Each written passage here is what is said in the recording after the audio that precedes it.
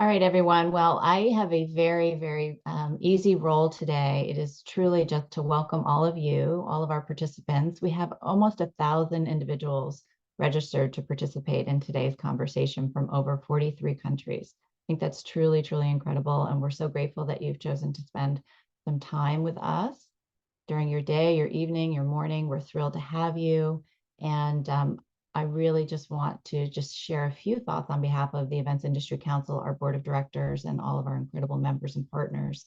You know, our role here at EIC and the Center for Sustainability and Social Impact is to find new ways to assist all of you, all of the individuals working in our industry, to help find a pathway forward, to build ambition, create access and awareness so that you know how to move forward, to turn your organizational values and goals into meaningful actions. And one of the things that we're really observing, which is wonderful to see over the past, 2 years, is that organizations and individuals are really finding ways to actually do just that. We have a collective vision, the work that we know we need to do, and the potential that our industry has to create a meaningful impact. And we're so excited for this conversation today because we think it's an important way for you to understand what's happening now in terms of policies and how that impacts your individual journeys and that of the participants that you know are so important to helping you reach your goals. So I am thrilled to be able to introduce Gail Murphy, who is the chair of our Sustainability and Social Impact Committee and who will be moderating this panel today. But first, I want to thank all of the panelists. All of the participants today have the benefit of hearing from some of the most generous and thoughtful industry leaders today working in our profession that are really committed not only to the work that they're doing for their organizations, but to help inform and to model the way for others so that we can learn from the ways in which they're implementing and working with their stakeholders. So with that, I want to, again, just welcome all of you. Thank you for being here. Excited to see what comes of this conversation. And it's a privilege to turn it over to Gail Murphy. Gail, thank you. Thanks so much, Amy. Welcome to everyone who's coming into the room. A big gratitude to all of our panelists and everyone who's been part of putting this webinar together. And we've got a great list of panelists to run through. So just while you're coming in, you'll notice that there are some polls that are coming up. So if you can fill those in just while we're doing the introductions, that would be great. There's also a few techie points that we just like to run through. So I'm just going to hand over to Leslie, who'll just give you a bit of a lowdown on those.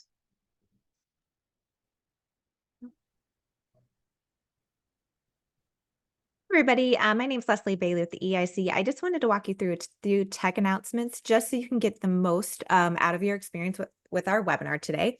For anybody who needs to use closed captions, they are available at the bottom of your screen. And you'll want to enable the captions, and you can also select your preferred caption language. So you can do so by toggling on the show translation and choosing your preferred language. If you have any questions during the webinar, we do encourage you to put them in the QA and upvote any questions. Some of you might have the same questions during the webinar, which is great. So if you want to upvote them, we'll be able to get to them faster, and it puts them at the top of our list. We do encourage you to start peer-to-peer conversations in the chat with your fellow participants. As most of you are here to learn the same topic, we do encourage you to start those conversations that will lead to questions and more insights. And today's session is being recorded. It will be shared after the event. We'll send out an email with a link to the recording. And also CEs towards CMP and CMP-HC certification will be posted within a week of this webinar. So that's all the logistical information I have for you. So I'm going to hand back over to Gail to get us started. Awesome. Thank you so much, Leslie. And so just the last housekeeping part is just about Q&A. So we're hoping to have some time at the end of the webinar here, but feel free to just post in the chat if you have any Q&As for our panel here. And then you can also stay on at the end of the webinar and we'll continue to interact within the conversation, and maybe some of our panelists will join us as well. So thank you so much to everyone for being here. Thank you for filling out all the polls. I can see that we have a wide spectrum of people here from mostly independent in-house event planners. We're at 55%, and then some spectrums also across the supply chain, venues, DMCs as well. So thank you very much for that. And most of you are looking about a 65% on kind of knowing a bit of sustainability. So that's going to be really great. You're going to get some amazing information from our panelists here today. Even some beginners here, 20% welcome. Being some well-versed, 13%, and professionals around 3%. So thank you so much for filling that in. It gives us all a bit of a understanding of who's here listening and how we can serve you in the best way. So we decided to create this conversation because, you know, all of us in the industry are moving through a lot of curiosity around what's happening with ESG. There's a lot of shifts internationally and nationally within each country, and it's all affecting the event industry sector. So how do we deal with that? What's happening? What's affecting us? And what are the global trends? So I just want to kickstart today by handing over to John, who's going to give us a bit of an insight into what's happening globally with the trends in ESG. Thanks, Gail. And I think the biggest trend, as this webinar's title notes, is the rise in regulation for anyone dealing with ESG issues in a company. And a major part of those regulations is the E, the environmental in ESG, and the regulation of greenhouse gas or GHG emissions. So I thought just to open it up for some of the beginners as a reminder to others about the different scopes that you probably heard about. Scope 1 emissions are from your on-site energy generation and operating a fleet at your business.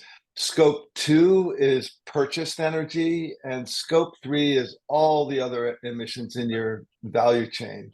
So to put it in a little bit easier to understand terms, Scope 1 is when you drive your car home from work. Scope 2 happens when you turn on the lights at your house. And Scope 3 happens when I order a pizza.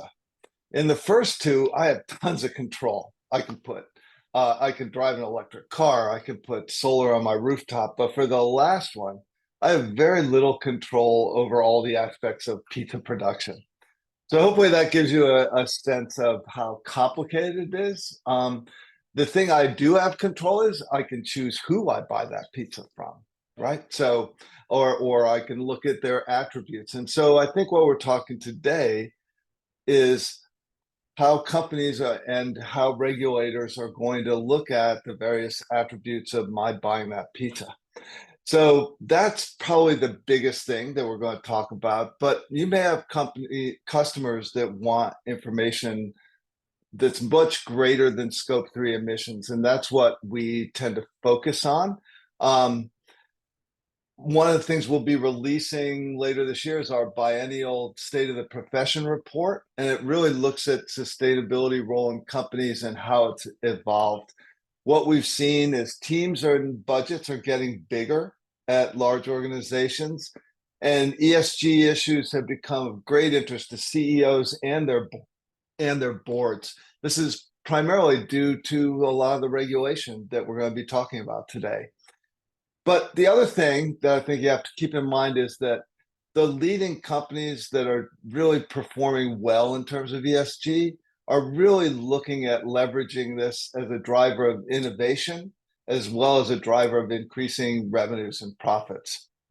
And I'll wrap up here, Gail, and we can get into the main topic, but just mention that I lead a network of chief sustainability officers from more than 160 large companies, and I asked them what they were working on, whether they were working on making their events more sustainable, and many of them reported that they've developed guidelines or in the process of developing guidelines and are starting to incorporate sustainability into their RFPs. So it's an important topic, a timely topic, and I'm looking forward to hearing from the rest of the panelists.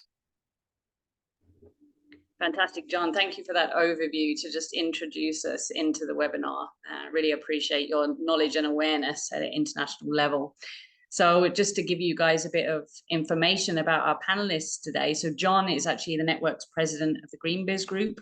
He also leads the Trellis network that he was just speaking about, which is a community for sustainability practitioners to leverage the collective intelligence of their peers through virtual and in-person meetings, addressing the most important topics of the day. I'm going to be handing over in a second to Emily, who's going to talk us through some regulations that John was just referring to there. And Emily Pierce is the Chief Global Policy Officer and Associate General Counsel at Persephone, which is a carbon emissions accounting software company with a mission to make carbon accounting more accessible, cost-effective, and actionable for companies of all sizes.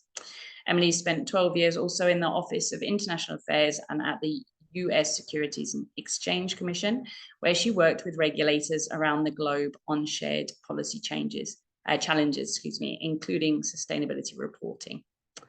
We also have Anita Howard, who's the co-founder of the ICE Hub, which is the global community for in-house corporate event planners. And she's got some great events coming up with some awards for the duration of the next coming months. Then we have Ben Hudigeber, who he actually told me not to mention his surname because he thought I would make a hash of it, much as everybody else does. So he's the Chief Global Strategy Officer at Maritz, with executive responsibility for the Maritz Global Meetings Network, its relations with industry organizations, environmental strategy, and the diversity, equity, inclusion, and accessibility efforts. Then we have Ben Weilgus. He's the head of sustainability at Informa for the last 8 years. He's also been on our sustainability and social impact committee with us for the last few years as well, and works in sustainability for more than 2 decades. He's part of the team that's created the award-winning Fundamentals of Sustainable Events that's now been used at more than 1,000 events in more than 40 countries. And then we have a Felicia Asaidu. She's joining us today. She's the Marketing Director of the Event Marketing and Management Solutions at Cvent Europe. Maybe you know her from the shop floor. She has 18 years sales and marketing experience in fast-moving technology organizations. She's run events both personally and professionally throughout her career and is instrumental in delivering Cvent's flagship annual European event, Cvent Connect Europe, amongst other events. So thank you so much to everyone for being here. It's really fantastic to have you all. Thank you, John, for your introduction to the session today. And over to Emily to talk us a little bit through the regulations that are happening. So now we're having a lot of regulations coming through, and it can get a little bit confusing. So maybe you could give us a bit of an overview of the regulations that are affecting the industry on kind of both sides of the globe, both Europe and the flip side. Thanks, Gail. The regulatory landscape can be quite overwhelming. So I'm going to just take a few minutes and really break it down into some buckets. And I think for this industry and this group, it's really about understanding the macro trends, why it's happening, and then what it's going to mean for your business. And the key message I want to convey is, in many ways, even if you're not subject to some of this direct regulation, it's going to impact the markets in which you operate and the expectations around you. So that's really important to pay attention to all these regulatory trends, even if you're not directly in the regulatory line of sight. So I'm going to start with, I think, the biggest set of regulations that folks are focused on, which is corporate reporting. And there, I think it's also important to think about 4 buckets and why this is happening. And that really depends on where you sit and who the regulator is. So I'm going to start with corporate reporting for investors. That's what the SEC is focused on. You, I'm sure, have heard about the finalized climate rule, which is currently in litigation. But all of this regulation for investor-focused reporting is driven on the fundamental understanding that sustainability and climate change are creating risks in the environment in which businesses operate, and investors need more information about that to make informed decisions. Management should be conveying that information to those investors. So securities regulators around the world are coming to the table, recognizing that this need wasn't being met and providing additional regulations around how to do that and what kinds of information to provide to meet investor needs. The SEC's proposed rule was focused on climate risk, climate financial risk. So that is one bucket. A very important trend to keep an eye on is the International Sustainability Standards Board. That is a similar focus for users of financial statements, for the technical term, and also designed to bring a rational, common framework for thinking about these issues, making disclosures about these issues, common data points for common industries, really trying to bring efficiencies to that marketplace of information that we all operate in, so we don't have different standards and expectations in different countries that really make things complicated for many of you, which operate across different borders. The ISSB standards are rapidly being adopted by jurisdictions around the globe. I think the latest statistic is 20 jurisdictions have active processes representing 50% of global GDP. And again, a lot of those jurisdictions are also recognizing that the ISSB standards are a useful tool for communicating that information for private companies as well. So you're starting to see countries require ISSB-based reporting of private sector companies as well. So that's going to take me to my third bucket, which is the CSRD in Europe. And here, many of you have heard about this. It is certainly the first regulation. It is in force already. It will have broad extraterritorial impact. Over 50,000 companies worldwide will be directly in scope.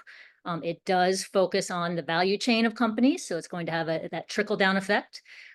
But it's important to bear in mind that the CSRD is also focused on information for investors, but focused on information for the broader market, the consumer market, the stakeholders, even nonprofits. And they also specifically ask companies to think about their impacts when they're doing the materiality analysis to determine what they need to report. There's a lot more detail we could unpack there, and happy to take questions later, but I think it's really important to understand those different objectives and the common objectives. And then the fourth bucket that I want to remind everybody about is the local impact. I'm just going to use a US example here, even though we have 43 countries represented, but that's the state of California. And that's an example where a state policymakers want to have climate-related information for their own policy, to inform their policymaking, to inform consumers in their state. Again, slightly different audiences, different purpose, but that common thread is information from companies about how what their climate risks are, how they're managing them, and in particular, GHG emissions. So we'll talk a little bit later about the common threads there and how you can navigate it. But the last bucket I want to point to is sort of the non-corporate reporting regulations. And this is a little bit of a chicken or the egg, right? You've got a lot of policies in place that are driving the global transition. A lot of countries are, the IRA here, right? We have those kinds of policies around the globe. That also creates incentives and market costs and opportunities that should be reflected in corporate reporting. So again, you've got that driver of costs and benefits from sustainability practices. You've got increasing focus on climate risk by the banking supervisors, by insurance supervisors, on truth in advertising by consumer providers. We'll talk a little bit more about green claims. But I just wanted to break down those buckets because they all are ultimately going to impact the way you do your business and what kinds of information you need to share with your partners. So I'll leave it at that. Fantastic, Emily. That was a wild ride through the synopsis of all the regulations. We've been having lots of conversations within the committee how to close them down into a short synopsis, and you did a great job at that. So thank you so much for bringing that to us, Emily. So yeah, there's a lot of this kind of top-down feeling, right? We have people that need for our investors, for policymakers, their companies need to understand their own risk and assessments.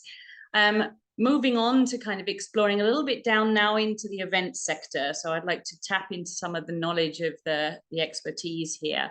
Maybe Benji, you could give us a bit of an overview in terms of what you feel that this means for our sector in terms of requests and how these regulations that are coming and filtering down will affect the sector.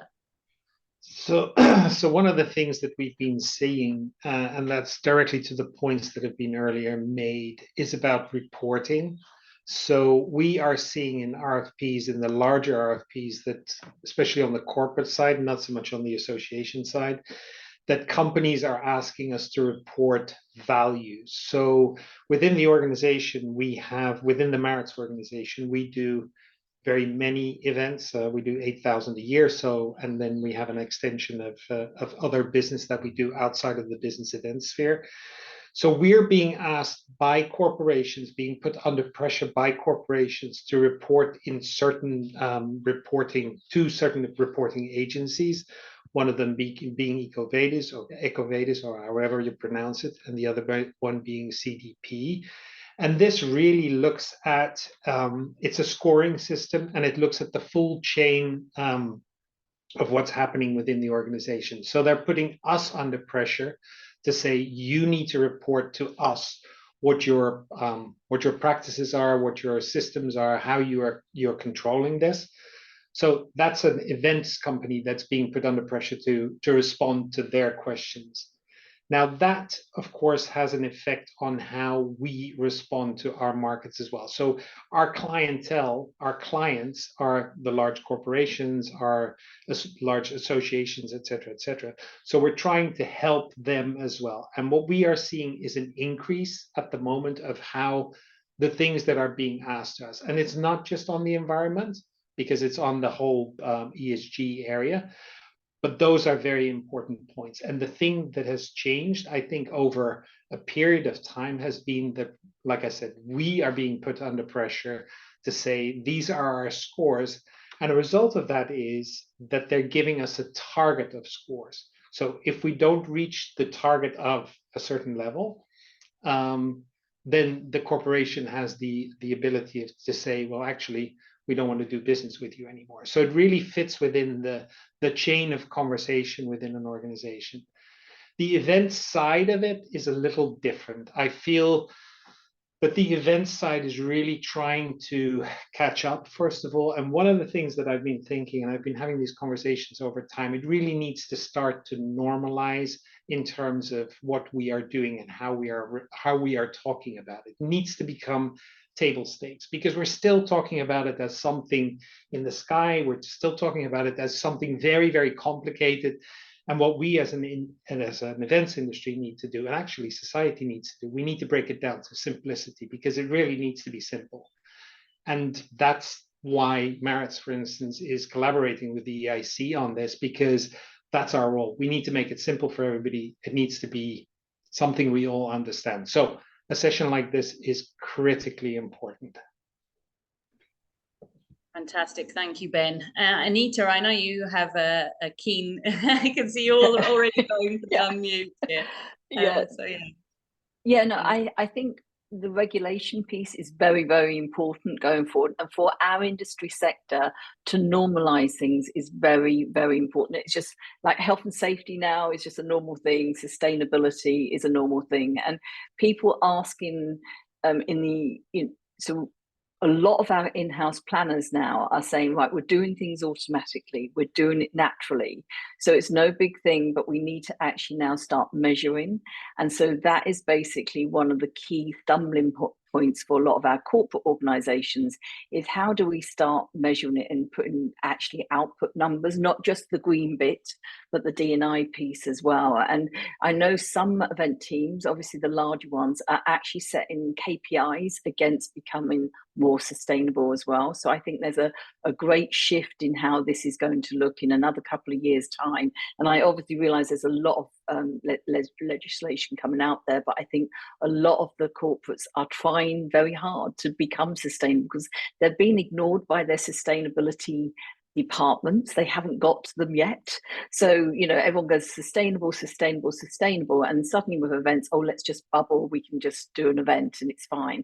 And we need to be very mindful that as organizers, event planners, we need to be sustainable and produce great events that are sustainable. Amazing. Thank you, Anita. John, did you have something you wanted to contribute to this as well? Yes, I just wanted to say that, in my pizza example, a lot of the people on this in this webinar are in their client's scope 3. And so we can look at this negatively, but we can also look at it positively, as you are going to be able to help them reduce their scope 3 emissions, which is something that they're going to be regulated on, even if you're not. So we can look at this as a stick, or we can look at it as a carrot for partnering with your clients to show that you're trying to help their scope 3 emissions by addressing your scope 1 and 2 emissions. And, Anita was right. The first step in that is just getting a baseline and measuring it. Fabulous. Thank you, John. So we're speaking to now starting to move into the emissions, scope 1, scope 2, scope 3. So just to get a little bit more information on that, I'd love to hand over to Emily. So just in terms of what's happening when it comes to tracking, reporting of carbon emissions, this seems to be a bit of a hot topic that's coming in across the board, right? So what regulations are driving this specific trend, and what else should the industry be watching in terms of carbon emissions and capturing and this other aspect, Emily? Yeah. So again, here I think there's two buckets, right? There's the reporting pieces, which have one commonality around all the four buckets that I started with, is they all require some sort of emissions reporting as a metric that reflects a company's climate risk. Or their climate impact in the case of the regulations that include impact. That is a common metric across all the reporting approaches. And luckily, they all rely on the GHG protocol, which is a standard for accounting for GHG emissions.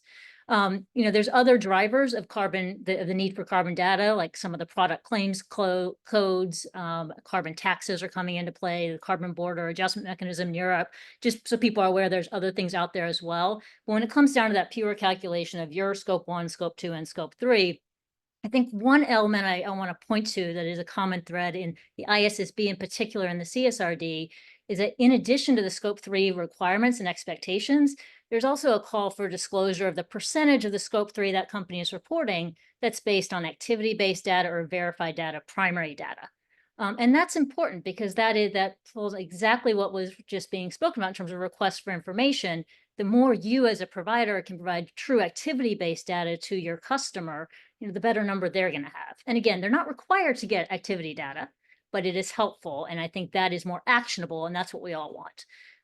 So just to break down a little bit on the scope 3, because I think there is a lot of misunderstanding around that, as the pizza delivery example earlier, if I'm ordering pizza, on a regular basis, I can estimate my emissions across all my providers with, there's data out there. I can base it on my spend. And I spend $150 a week on pizza, I'm going to apply that spend-based factor to emissions factor, and that's going to create a reportable emissions number that is sufficient for compliance with the GHG protocol regulation most of my customers.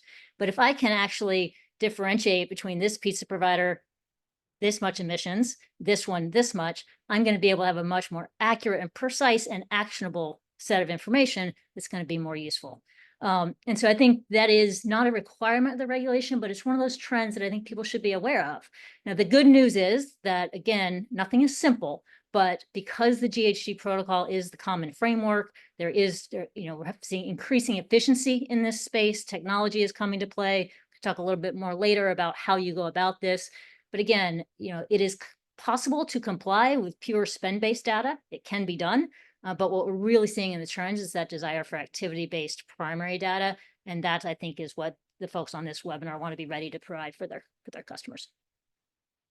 Fantastic. Thank you, Emily. Yes, it's really great that the GHG protocol is so interweaved in this area, I think. And I think from what you're sharing, also what John's pointing to here is the event sector really gives this positive opportunity, right? So we can start really creating data and quantifiable amounts of emissions, et cetera, and start pushing that positive change across the board. So thank you so much for that. So now I'd just like to shift gears a little bit, just to really go into the why. So why is sustainability and social impact important for the sector and for our businesses? Obviously, we're speaking here about the regulations that are coming from the top down, what's going to happen with companies, how that then affects our sector.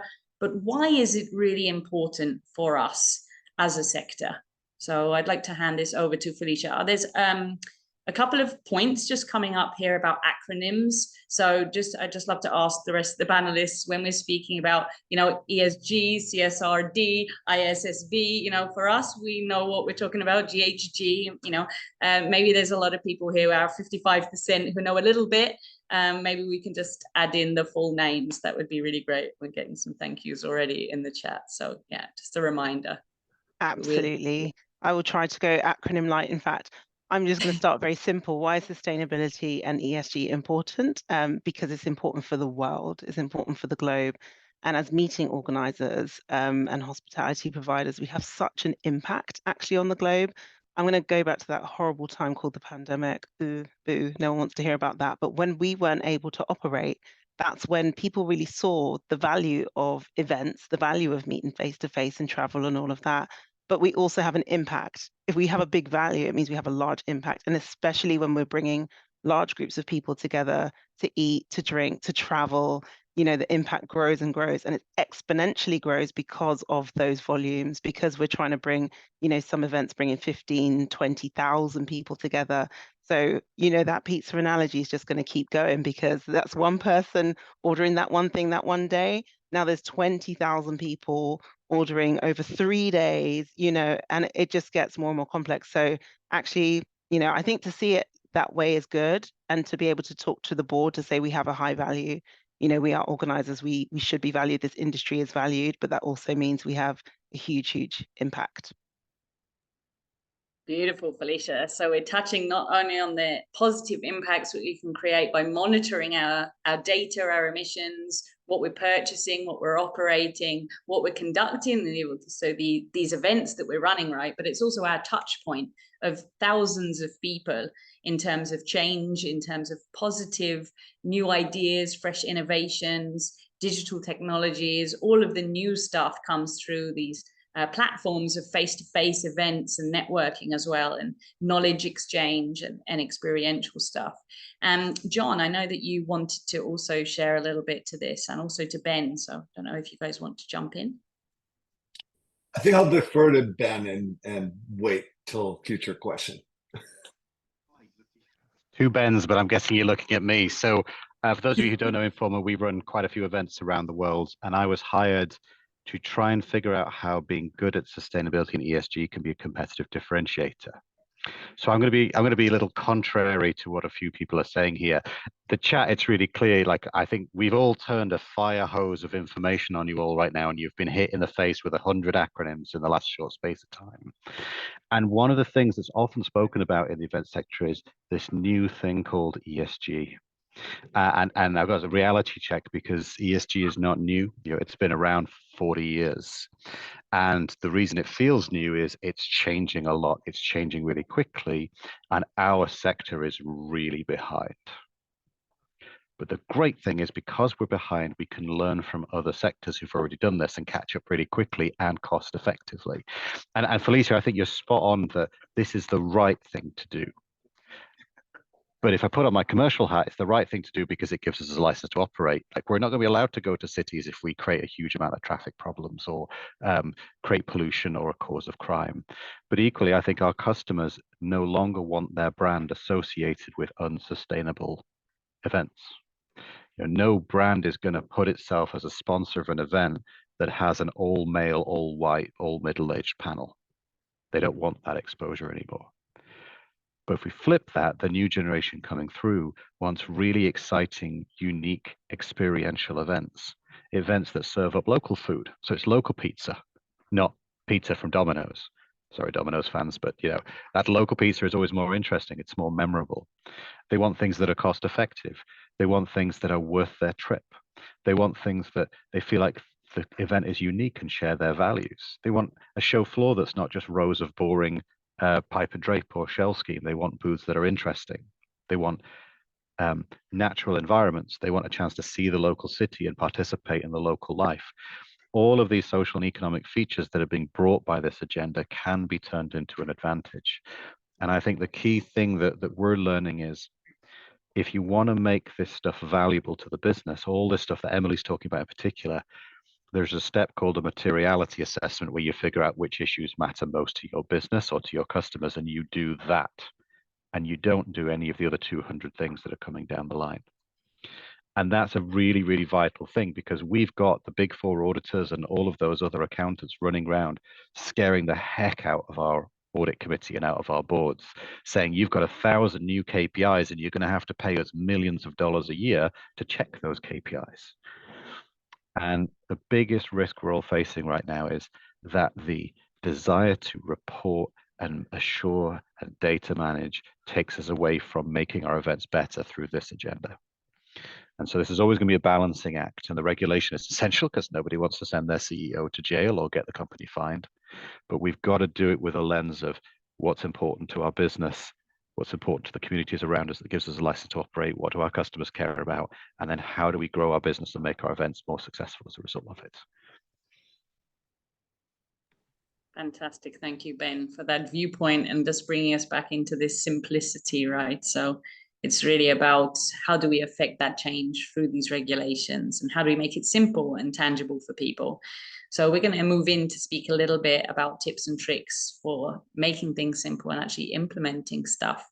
But we did just touch there on a bit to do with the Green Claims Directive. So Guy Bigwood's been mentioning this a lot in our circles, just in terms of this legislation that's coming in 2026, as the Green Claims Directorate, and that people are already being affected by this. So companies and organizations are already being affected by sort of saying something that they're doing, and then finding out that they're not really doing it. So it's a bit of this kind of greenwashing fear that often locks people into, I can't really say I'm doing this because maybe there's something else I'm not doing, and there's a lot of fear. So how do we kind of work through that? How do companies make sure that what they're saying is transparent and with integrity, and that they come with this real kind of pride, I suppose, of what they are doing, instead of the fear of being caught up in that? Can I quick? Yeah, go for it. I just, so one of the things that we're talking about is company led, isn't it? You know, like making this, you know, I know Guy obviously came to a meeting and said, this is going to be 2 years' time, you've got to have done it. I think that's scary. And as Ben was saying, you know, there's obviously lots of people trying to make money, accountants saying you have to do this and that. I think as event organizers, we just start. You know, we're the majority of us already started, you know, like, but that scaremongering around you've got to do it because it's going to be illegal and you're going to have your CEO to the board is not the correct. We need to just do this because our planet is dying, and therefore there's a social economic thing that's very important, but the social thing is more important because economically, and I know I run a small business and obviously not a multimillionaire, but I think everyone needs to start thinking about that and just starting just basic things, and the regulations will then be natural almost because you're automatically doing it and not making false claims. And I think as an industry, we have a big problem that we don't have any measurement consistency. You know, like we're all collecting data, we're all doing things, but how are we going to share that information out there to make everyone feel comfortable that they're moving in the right direction and it's not just a paper exercise? So I think it's really important that we don't get scared of the legislation. I think it's brilliant it's coming along because they're going to be looked at, but come on, as event people, we can do this because we have a big impact, because we are the pizza, you know, eaters in the world, so we can force things through. Can I just, I loved what Ben said earlier about our business, because that, of course, is the premise of all of this. I love what Anita is saying and everything that we're trying to say here. I think the simplification of what we're talking about, and this thing about, I keep on saying internally and externally, we're all going to die scenario. We're all going to die, right? That's the end of where it all ends for ourselves, but not for the next generation. So we need to be very cognizant of that. The one thing we need to try and do is to simplify the discourse around this, because again, even within this seminar, you know, all the acronyms and all the things that we've been saying earlier, it makes it very difficult to understand for people what they actually must do, because that's one part of, and in the reality of our businesses, we must comply to certain things. And I'm sure that many of you are affected by that as well. So that's something that is happening. We have to comply with legislation, with rules that are coming up. But then there's interpretation of rules. And that's the other part of it.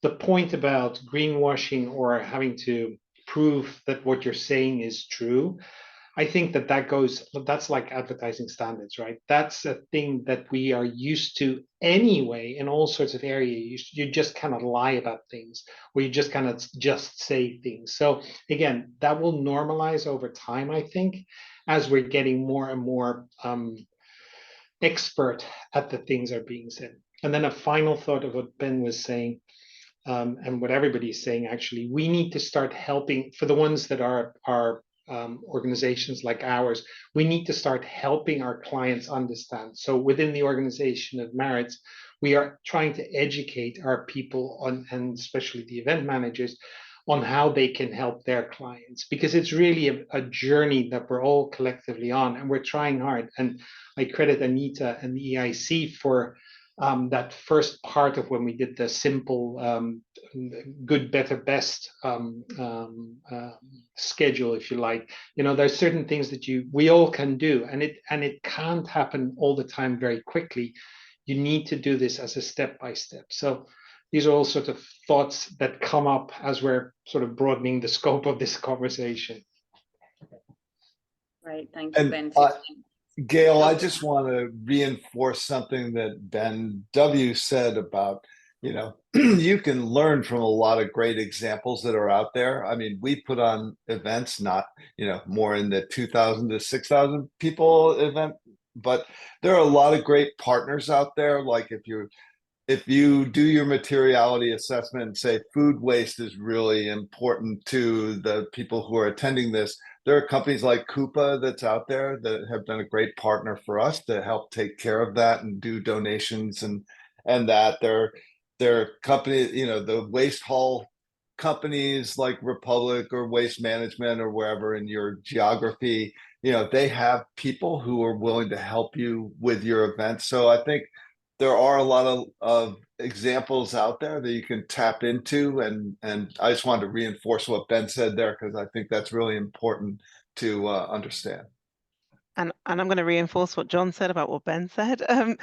The experience for the attendee when you do things like that also is exponential, which is what Ben was kind of trying to say anyway. Like, you know, there are all these good benefits for the environment, which is a tick, for your business, great. Where you thought it would cost you, now you found a partner, like John just said, great. But your attendees suddenly feel so much better. They can see the amount of food waste that's there. They're not silly, right? So when you say, don't worry, this is being picked up and sent to a local shelter, or it's doing good for the place you came to. Thanks for even coming, because by you coming, look, we've been able to feed people beyond just you. The attendee experience goes up exponentially, and suddenly they are feeling good about what we've been able to achieve together. So that needs to come into the message as well, for especially event planners, especially when you're talking to your boards and, you know, the big wigs. Why did we do this? You know, it's good all around. Yeah, and if I can just jump, add into this conversation, I think the importance of the discussion about consumer demand and, the people that are attending your events, the people that are putting on the events, their desire to have sustainability integrated in and to communicate about that is really what's driving the broader change. And so Anita's absolutely right. We've got to keep pushing for that. The regulation I started with, and for the acronyms, I do have to admit that when I first joined the SEC, the welcome gift was a flashcard deck of acronyms. But they're responding to business reaction to that market demand. And because the consumers demanded it, companies started talking about it. They started setting net zero targets. They started saying they were doing green things, reporting on sustainability. And that was good, but it wasn't really meeting the needs of everyone. And there were a lot of concerns about whether it was the whole picture. And so regulation is now coming into place to provide some rules and parameters and frameworks around what to communicate where to who. And that's really how we need to think about it. It's exactly what Ben was saying. If you just look at everything out there and are deer in headlights and feel like you have to do 1,000 data points, that is absolutely overwhelming. And it's not really the intent of the regulation. It's really getting back to, what does this company do? And what should it communicate to who about what it's doing? So, again, I'll just quickly, CSRD is Corporate Sustainability Reporting Directive. ISSB is International Sustainability Standards Board. And GHG Protocol is the Greenhouse Gas Protocol, which is sort of how you calculate all this stuff. And just lastly, I want to land on the ISSB, the International Sustainability Standards Board, because if you are feeling overwhelmed, and it is a really good framework that is tailored to specific industries, gives you a roadmap of different kinds of data points that might be useful to your business. And I think it's a really good starting point for companies, whether they're subject to broader regulation or not, just how they want to, what they should be conveying in their market. Amazing. Thank you everyone for your inputs here. And I think this common denominator here, right, is how much change we can make through these events, through this regulation coming down, from the consumer demand going up. We all want to feel good in what we're doing, what we're creating. Everybody who's attending wants to feel great about what they're contributing to, what they're seeing. I love Felicia's point, you know, they see the food waste. They can see that right there, you know. So how do we really be good pizza eaters? How do we really choose the right pizza to eat? How do we really affect as much change as we can with everything that we're creating here? Now, just one thing that pops up for us, because obviously we're in the event tourism sector, right? So aviation. Let's talk about aviation in the room. So aviation can sometimes feel a bit disempowering, right? Because it's a big wedge of our carbon emissions. So I know that we've had some conversations around that, but how can we really influence that holistically? Ben W., I think you've got some comments you want to bring to the table regarding that. I didn't know I had, but I certainly can. Yeah, that's okay. I'm torn on this one, if I'm honest, though. I'm always reminded of the saint's prayer, you know, grant me the grace to change the things that I can and the peace to accept the things I can't. And we're quite a significant part of the aviation industry. We're responsible for about 100 million flights a year, from my kind of back of an envelope calculation in our industry. But it's incredibly important to recognize that those flights are purposeful. People don't just decide to stumble into an event. They're getting on a plane because our industry provides a service that cannot be replicated through any other current form of technology. We all know, as we said right at the start, I think it was you, Ben, who said it, that digital events are a great addition to a physical event. They maybe sustain relationships throughout the year until you can meet again, but nothing provides that level of serendipity, of the passion you see on a great event show floor where people meet each other and hug each other in the aisles, of the chances for learning, the chances for feeling participation, the chances for enjoyment. So we need to be stronger as an industry of talking about the value of the product we provide, that it is irreplaceable, but it needs to be done right. And we need to make sure it provides an incredibly efficient way of traveling. And as things like global carbon budgets come on, or as just travel costs increase overall, I think we'll see quality of our audience increases because people are only there who need to be there, and they do a great and effective thing when they're there. And there is a piece of research out there that's just been released, and I believe AUMA, as the German Federation, are also doing a second piece of research that measures the efficacy of events as travel consolidators.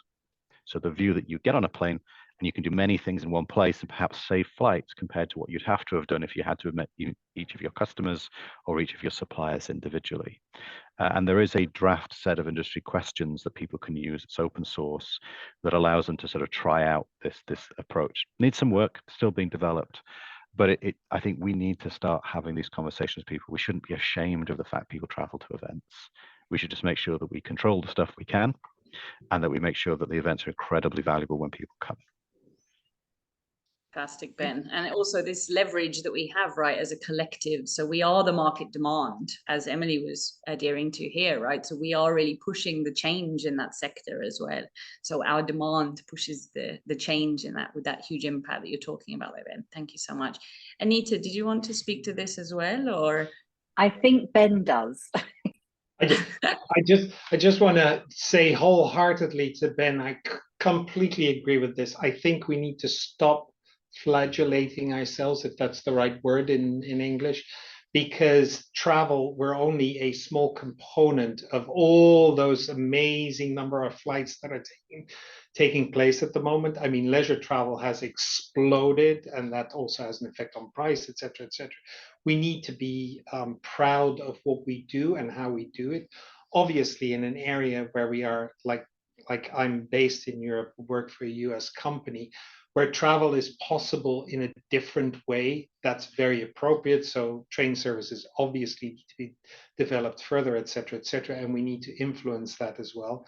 And our voice needs to be to strengthen whatever can happen within the airline industry. But we need to stop saying that we're the biggest, because we are not. And the purposefulness of what events do, that's where the EIC and where industry organizations and we collectively need to strengthen our voice, because that's the point. That's the business we're in the business of events.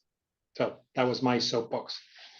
And my little soapbox is that whilst travel is essential and events are essential, we obviously keep reiterating this, we have to be realistic, because it is basically emitting lots of CO2 and everything else. But the airline, the opportunity we have is to push the airlines and get involved with them to find out what they're doing, so we can feel comfortable that people are coming along to our events because they are so crucial. But I do think we mustn't lose the whole thing about being local as well. You know, like, and know when we all came out of the pandemic, we started doing local events rather than the big ones, which is brilliant. We love the big ones, they're very important, but it's making sure we get that balance, because remember, it's the planet, it's not just the industry. Yes, for sure. Ben, you had your hand up. Just wanted to check in. Yeah, I was just gonna say this. I think I feel very strongly about this, and I probably wouldn't work in this industry if I didn't think it was the right industry and we were doing a great job. But I think we have to be incredibly careful about being seen to protest too much, that we're absolutely fine and we're clean and green. And equally, we don't want to go too far the other way and greenwash and say we're great for the environment because we save flights on average. I think, Anita, to your point on how do we engage with and lobby the aviation industry, given 100 million flights is still quite a lot. That makes a really big difference. How could we as an industry promote the adoption of sustainable aviation fuel? Or how can we look to consolidate events so that we've got more things going on in one place? The co-location of events is an interesting trend since the pandemic. But I think we can't get fixated on one issue that at the moment is largely intractable until we come together at association scale. As individual event organizers, we control the realm of our event within the boundaries. I think we just have to make them as good as we can, as worthwhile as we can. And also maybe trying to get the aviation industry to get involved with us, the EIC, we get them sitting on the board so that they keep us up to date with what's happening, so that we can then report to our stakeholders, oh, this is what's happening here, and not be embarrassed about the kind of carbon emissions. Like that's the whole thing about tracking a delegate journey to your event.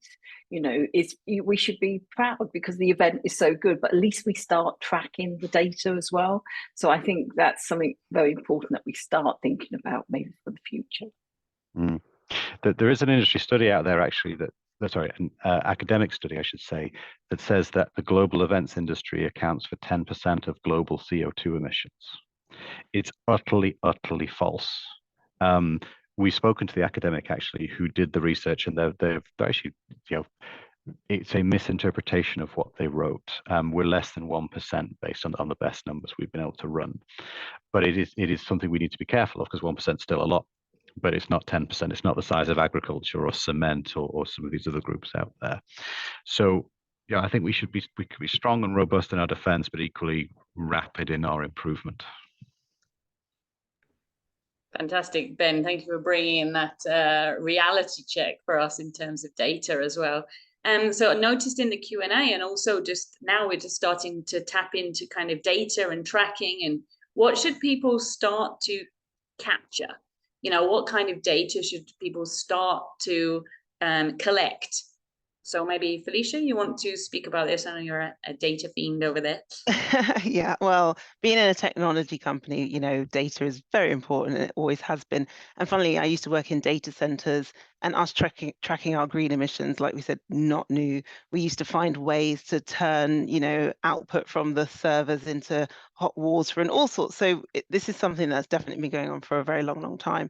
I think for this industry, though, it is feeling a bit like deer in the headlights. So that's why people are asking, well, how would I even start? What should I start to track? So I would probably recommend that you find a good partner. I'm going to say that. Find a good partner to understand, how do they do their carbon calculations? Because your internal business is very, very unlikely to have that technology and that insight into how to really calculate your carbon. And once you've found that provider or a tool or a system or something, then that should work its way back into your meeting briefs and your planning that's happening internally, so that you understand what you're going to feed into the calculator that you've decided and chosen to work with. And that means that you can do things like in your registration, we often see the first things that people look at is, the attendee patterns. Where are you coming from? What mode of transport are you using? These are the easiest and first things to collect, because really the onus is on your attendees a bit, but the onus is on you to just get it into the reg. If you don't, and then you try to do it after the fact, it's very, very difficult. I would say in addition, people are asking us, things like data center output, which is why I started with data centers, because we're a technology company. They want to know our carbon output because they're looking at that scope 3. It's kind of out of their control, but they need the information and they're looking for that. And this is the kicker, and I hate to say it. I hate saying it's hard, but scope 3 emissions from all your suppliers across a complex event is a challenge. I'm just going to be honest, because there are so many suppliers you're dealing with.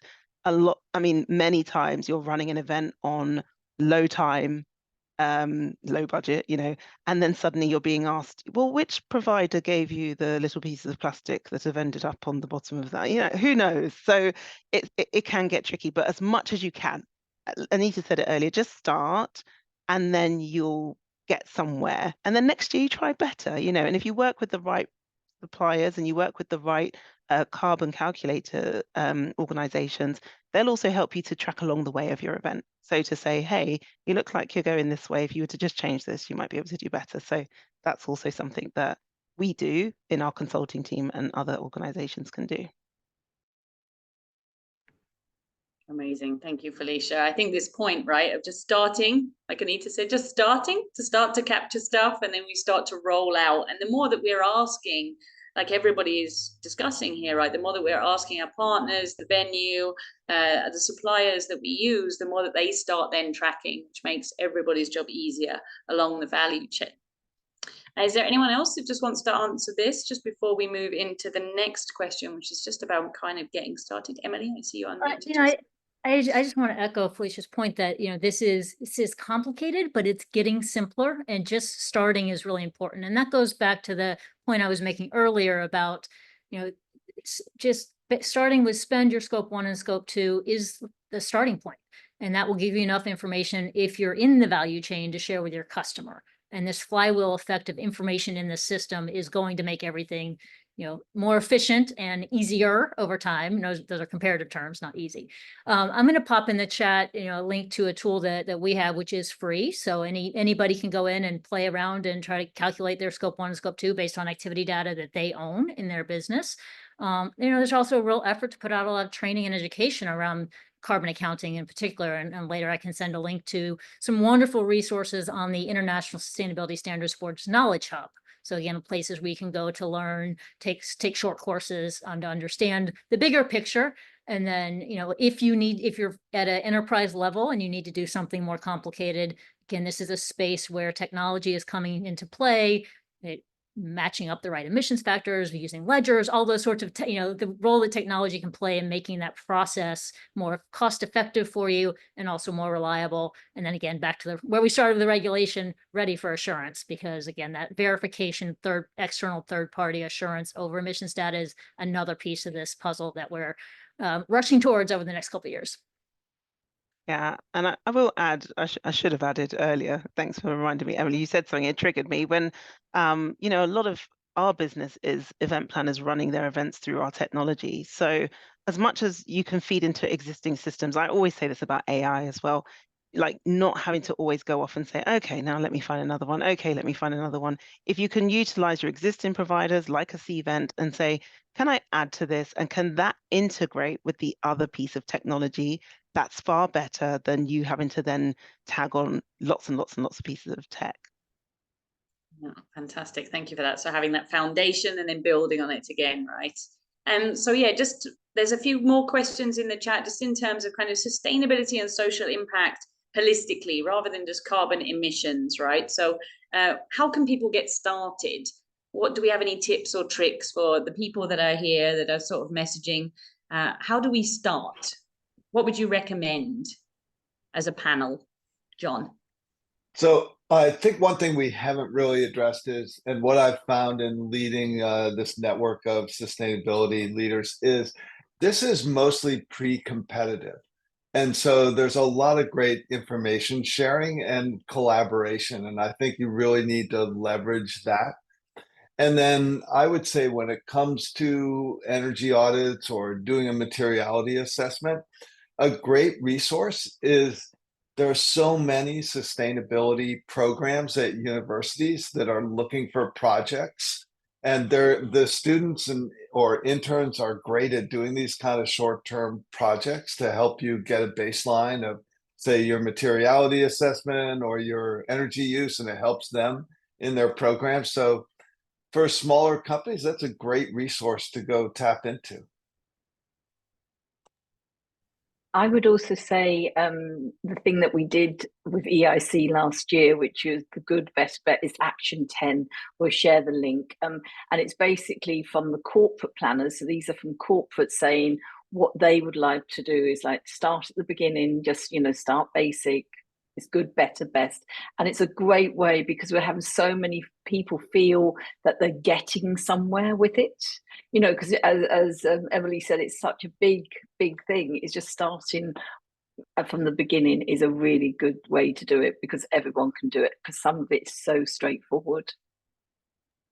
Fantastic. Thank you, Anita. So just for everyone's clarity that's listening to the webinar, we're going to be sending out a follow-up email with a lot of the links that we're referring to, and also to obviously the different frameworks and regulations as well. So you can actually get a little bit more information, because obviously we're just scratching the surface here as much as we can, and to also send on some of the frameworks and things that we can also guide you towards the panel have been discussing here today. So I'm aware that we're coming to the close of the 6 p.m. mark. So I would like to hand over to Amy just to give us a few words just on the wrap up for the webinar. And if you want to stay on it afterwards, we can continue the conversation. But thank you to everyone that's been here today. So Amy, over to you.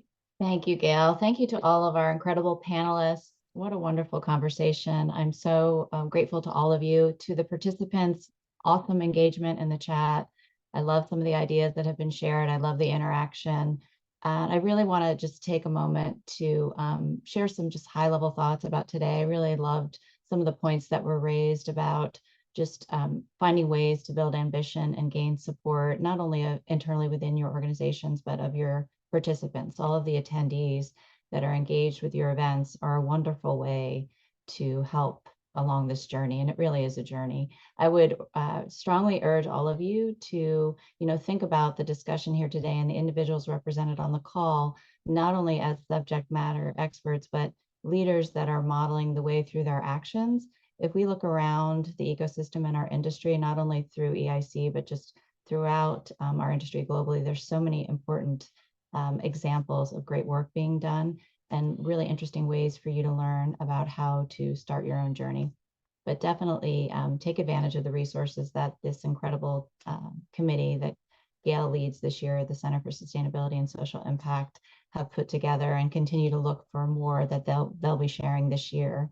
And just, again, we're so grateful for all of your time today. I want to thank our partners, of course. EIC is so lucky to have the support of our members, our strategic partners, and the incredible volunteers that support our organization. And looking forward to this continued conversation, this dialogue. Thank you for everything, and I look forward to seeing you all very soon. Be well.